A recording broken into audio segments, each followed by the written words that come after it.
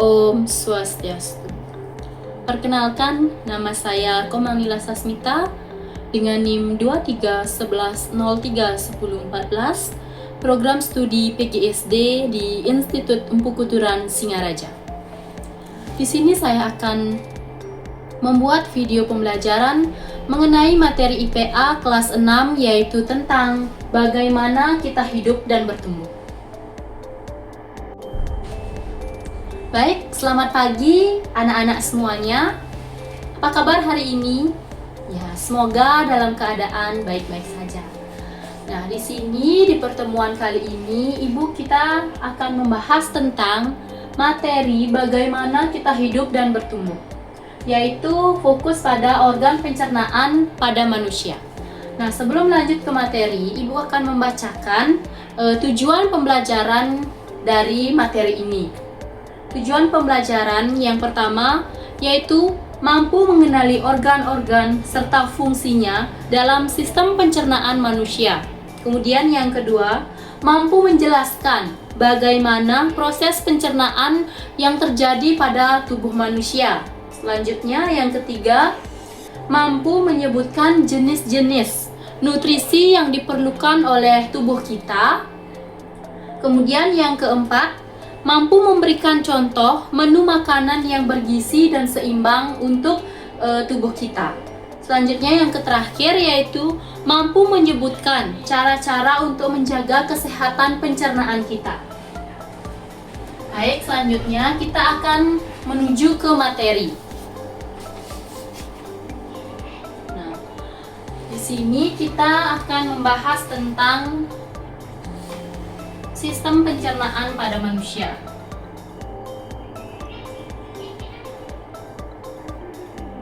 Pencernaan pada manusia. Nah, sebelum lanjut, anak-anak lihat pada gambar di depan. Coba anak-anak tunjukkan dari ketiga gambar tersebut, dari kedua gambar tersebut, gambar A dan gambar B, mana menurut anak-anak yang merupakan makanan yang sehat?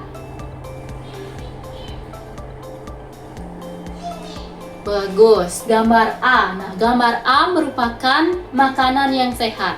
Tetapi semua gambar yang ada di papan ini merupakan gambar makanan sehat karena tubuh kita memerlukan susu, sayuran, buah-buahan, daging, dan nasi. Dari ketiga gambar tersebut, semua itu merupakan makanan sehat. Kemudian selanjutnya, nah, kenapa sih gambar tersebut sakit perut? Nah, karena gambar tersebut tidak mengkonsumsi makanan yang sehat seperti susu, keju, buah, dan yang lainnya. Di dalam makanan itu tidak mengandung sayur. Dia kekurangan sayur. Makanya dia sembelit. Lalu di pembahasan kali ini, bagaimana ya cara manusia mencerna makanan dan apa saja organ yang dipakai di dalam pencernaan manusia. Nah, di sini kita akan membahas tentang organ yang dipakai di dalam mencerna makanan manusia.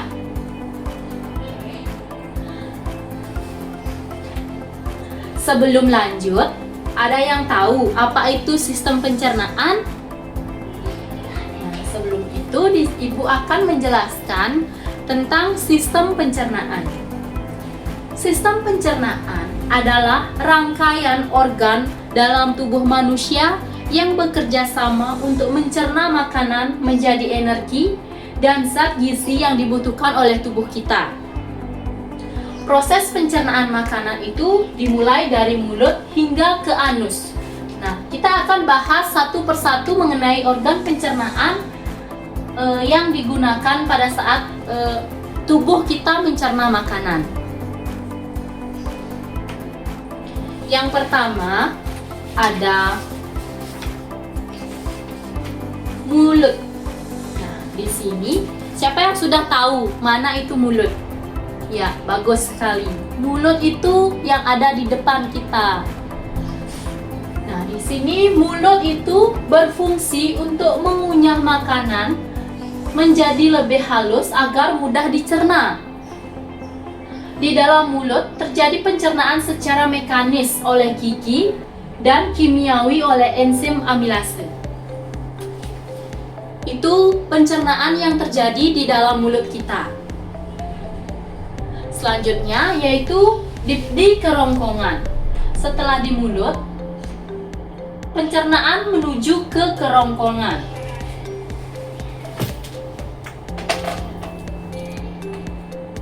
Ini mulut, kemudian menuju ke kerongkongan. Di kerongkongan tersebut, kerongkongan adalah saluran yang menghubungkan mulut dengan lambung. Otot-otot kerongkongan memindahkan makanan dengan gerakan peristaltik. Anak-anak sudah tahu apa itu gerakan peristaltik? Nah, jika belum tahu, di sini Ibu akan menjelaskan sedikit mengenai gerakan peristaltik. Gerakan peristaltik adalah gerakan meremas-remas pada dinding kerongkongan. Nah, pada dinding ini gerakan peristaltik. Kemudian yang selanjutnya ada lambung. Lambung memiliki 3 fungsi utama di dalam sistem pencernaan manusia, yaitu yang pertama, menyimpan makanan dan cairan yang tertelan. Lambung menyimpan makanan dan cairan yang tertelan. Kemudian yang kedua, mencampur makanan dan cairan pencernaan yang diproduksinya. Serta yang terakhir yaitu lambung perlahan-lahan mengosongkan isinya ke dalam usus kecil. Jadi, di dalam lambung itu memiliki 3 fungsi. Yang pertama yaitu menyimpan makanan dan cairan yang sudah tertelan dari kerongkongan itu. Kemudian yang ketiga, mencampur makanan dan cairan pencernaan yang telah diproduksinya. Yang terakhir, perlahan-lahan mengosongkan isinya ke dalam usus kecil.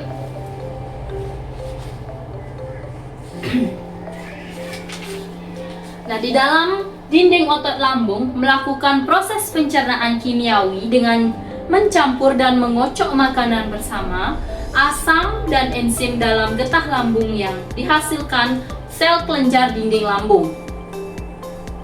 Nah, getah lambung itu terdiri dari 3. Getah lambung itu terdiri dari 2, yaitu pepsin dan asam klorida. Pepsin itu adalah enzim yang berfungsi memecah protein menjadi peptid. Kemudian, yang kedua, asam klorida atau HCl, asam yang berfungsi untuk membunuh kuman dan bakteri pada makanan serta mengaktifkan pepsinogen menjadi pepsin. Nah, ada pengetahuan tambahan. Makanan diolah menjadi bagian-bagian kecil dalam bentuk setengah padat yang disebut dengan kim. Kemudian ada otot-otot berbentuk cincin yang disebut dengan sphincter pylorus. Perbatasan antara lambung bawah dan bagian pertama usus halus juga disebut dengan usus 12 jari. Ada organ tambahan di dalam sistem pencernaan, itu ada 3. Yang pertama ada hati. Hati merupakan organ yang akan menghasilkan empedu. Kemudian pankreas. Pankreas itu berfungsi untuk memproduksi enzim pencernaan guna mencerna karbohidrat, protein, dan lemak di usus halus. Kemudian ada kantung empedu. Kantong empedu ini berfungsi untuk menyalurkan empedu ke usus halus.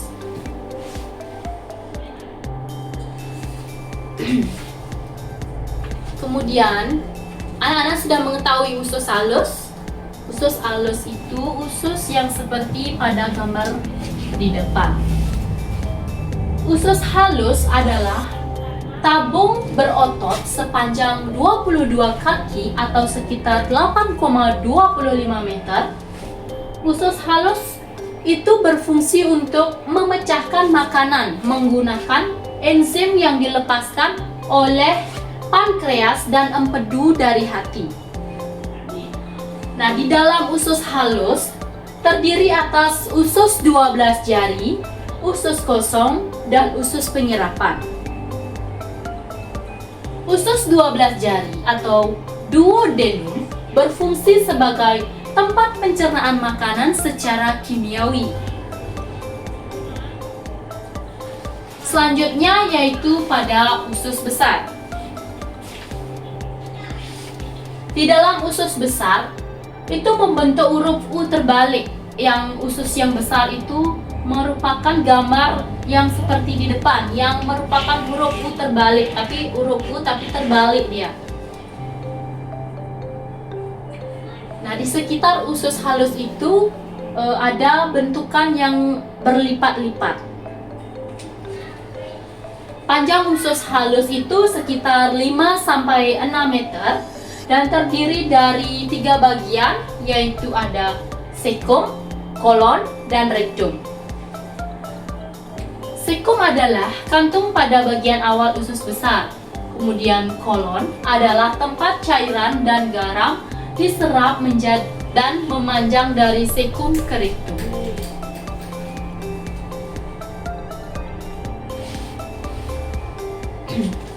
Ada fungsi utama dari usus besar, yaitu membuang air dan mineral elektrolit dari ampas makanan yang tidak tercerna, kemudian membentuk limbah padat yang dapat dikeluarkan. Bakteri di dalam usus besar membantu memecah bahan yang tidak tercerna tersebut ke dalam anus. Selanjutnya ada rektum. Nah, sebelum ke anus ada organ yang bernama rektum. Rektum adalah bagian akhir dari usus besar yang berfungsi sebagai tempat penampungan feses sementara sebelum dikeluarkan dari tubuh. Jadi, nama tempat yang untuk menampung feses sebelum keluar itu dinamakan dengan rektum. Selanjutnya ada anus. Anus merupakan bagian paling akhir dari saluran pencernaan manusia yang berbatasan langsung dengan lingkungan luar. Fungsi dari anus adalah sebagai tempat keluarnya feses.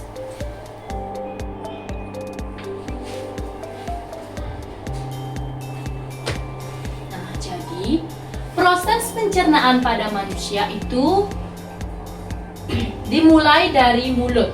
Makanan masuk dan dihancurkan di mulut, kemudian ke kerongkongan. Di kerongkongan itu membawa makanan menuju ke lambung. Makanan dihancurkan menjadi bubur oleh lambung, kemudian bubur makanan tersebut diserap nutrisinya oleh usus halus. Nah, usus besar menyerap air dan membentuk feses. Kemudian di rektum dan anus penyimpanan dan mengeluarkan feses.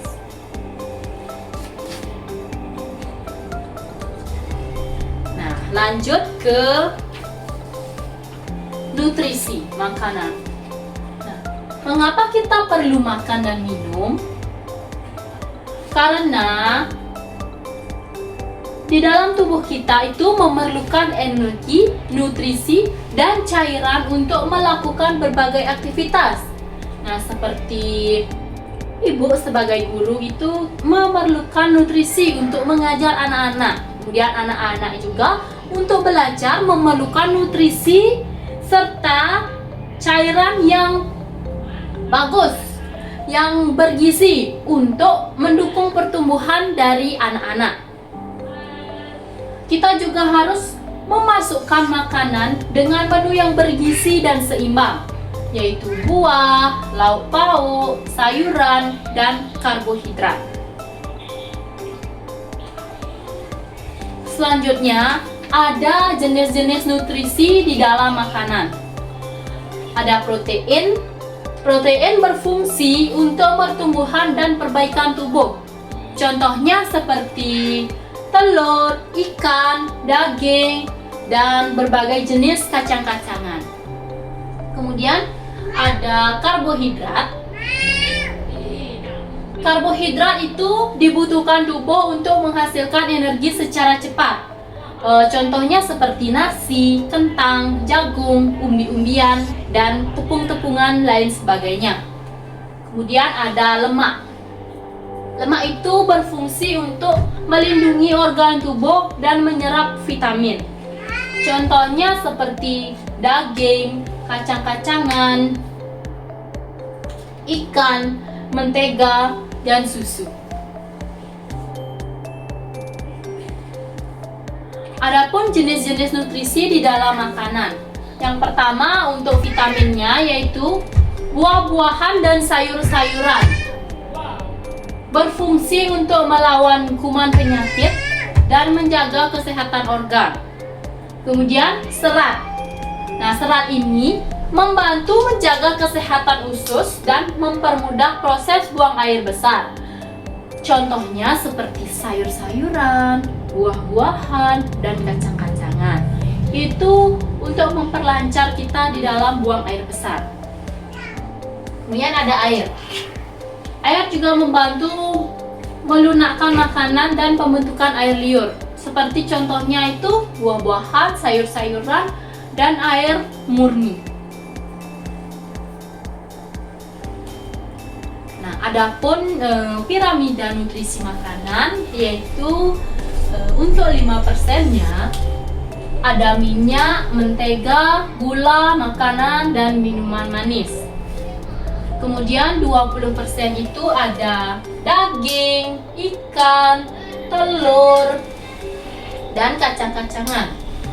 Kemudian yang 35% itu ada buah-buahan dan sayur-sayuran. Ini seperti ada brokoli, jagung, tomat, pisang, apel, dan lain sebagainya. Kemudian yang 50%-nya lagi itu adalah nasi, roti, singkong, gandum, dan kentang.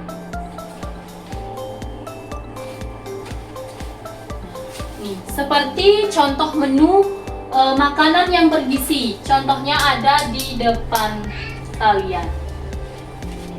Ada serat, vitamin, mineral, karbohidrat, protein, dan lemak itu juga terdapat di susu. Ada di telur. Selanjutnya, di dalam menjaga kesehatan sistem pencernaan. Yang pertama, makanan kita harus memenuhi gizi yang seimbang. Kemudian yang kedua, hindari makanan yang terlalu berminyak. Hindari makanan yang terlalu berminyak dan makanan yang pedas. Kemudian yang ketiga, nah ini sangat penting untuk kalian, yaitu mengunyah makanan itu sebanyak 32 kali dan secara perlahan. Setelah makanan itu terkunyah 32 kali, baru anak-anak telan makanan tersebut. Kemudian yang terakhir yaitu minum air putih yang mencukupi dan olahraga yang teratur.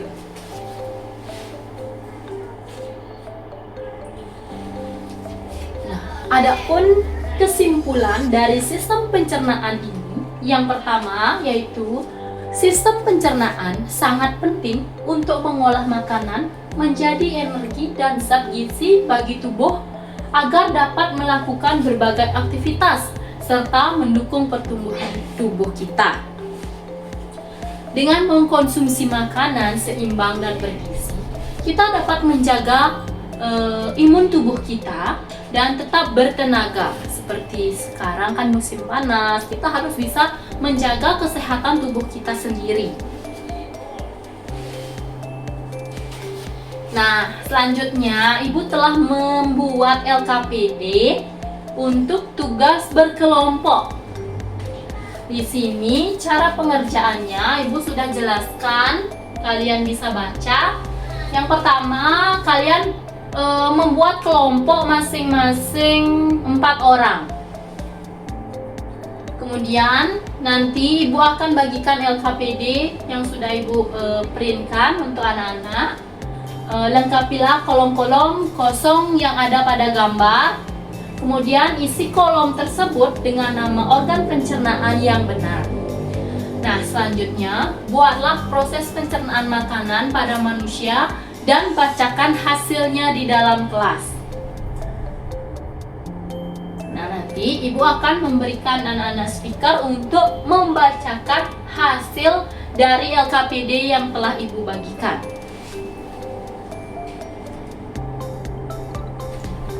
Di sini silakan anak-anak nanti buat nama kelompoknya di sini, siapa-siapa aja, 1, 2, 3, 4. Kemudian di kolom-kolom tersebut yang ditunjukkan oleh tanda panah itu merupakan apa nama organnya. Kemudian LKPD yang kedua yaitu diagram sistem pencernaan pada manusia. Misalkan Ibu contohkan satu ini. Pertama, sistem pencernaan manusia itu dimulai dari mulut. Kita tulis mulut, kemudian jabarkan itu di mulut sistem pencernaannya itu ngapain. Misalkan mulut itu berfungsi untuk mengunyah makanan. Selanjutnya juga seperti itu, ada di kerongkongan, dan selanjutnya sampai pada anus.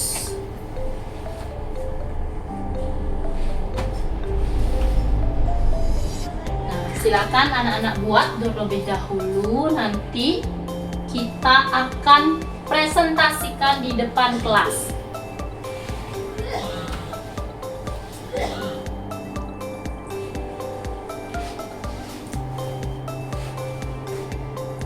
Baik, silakan berbentuk kelompok dulu, masing-masing 4 orang ya.